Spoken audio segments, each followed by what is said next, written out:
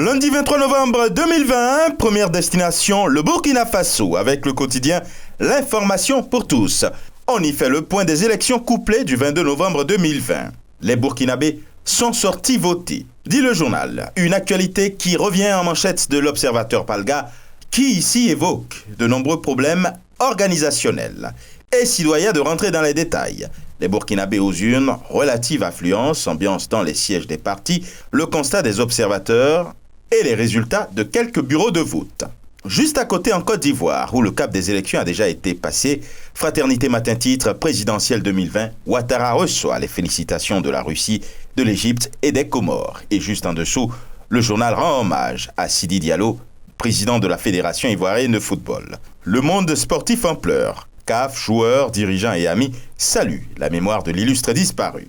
Le jour plus dit qu'après l'échec du boycott actif du CNT, Bédier donne dans le chantage. Et le quotidien d'Abidjan, lui, en s'intéressant à la situation sociopolitique, d'annoncer que Soro se déchaîne contre Macron et Ouattara. Guillaume Soro de revenir également en manchette du quotidien Le Sursaut. On y lit qu'en exil en Europe, les choses se compliquent pour Guillaume Soro. Et ce qui se complique également, mais cette fois-ci du côté du Sénégal avec l'enquête, c'est la maladie mystérieuse chez les communautés de pêcheurs. Critique et inquiétude, dit le journal.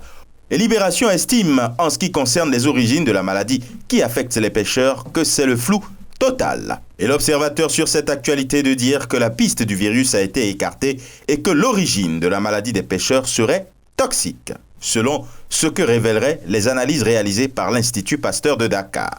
Et sur cette même une, mais juste en dessous, le même journal dit que 12 mois après l'apparition du Covid-19 en Chine, l'enfer continue pour les étudiants de Wuhan. Le journal Les Échos, lui, constate que les Sénégalais feraient de moins en moins d'enfants, selon l'enquête démographique et de santé 2019 de l'ANCD. Au Bénin, avec la nation, rigueur dans la gestion des affaires de l'État, le Bénin est sur les rails du développement. Affirme le journal, pendant que le matin, fait un focus sur la deuxième phase de la tournée présidentielle.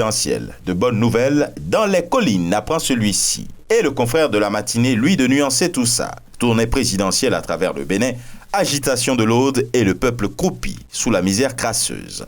Au Mali, le Républicain apprend que le parrainat invite les autorités à surseoir au processus de mise en place du Conseil national de transition. Et avec les Échos, une toute autre actualité, celle du baccalauréat malien 2020, 21,56%, un résultat interpellateur.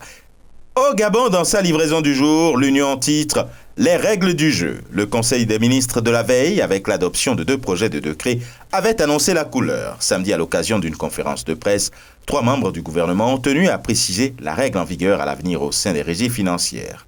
Schématiquement et sans remettre en cause le droit de grève, pas de travail, pas de prime.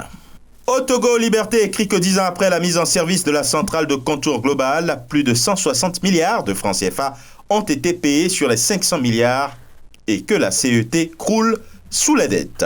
Togo Matin en sa manchette rend hommage à André Kwasi Ablom Johnson, l'homme des idées. Et enfin, au royaume chérifien, le matin d'informer ses lecteurs que le ministère de l'Éducation nationale s'engage à faire des milieux scolaires et universitaires un vecteur de rayonnement des valeurs de tolérance, de diversité et de vivre ensemble. Et ce sera tout pour aujourd'hui. Mais encore, prudence, vigilance et surtout, n'oubliez pas les gestes barrières. Excellent début de semaine et à demain.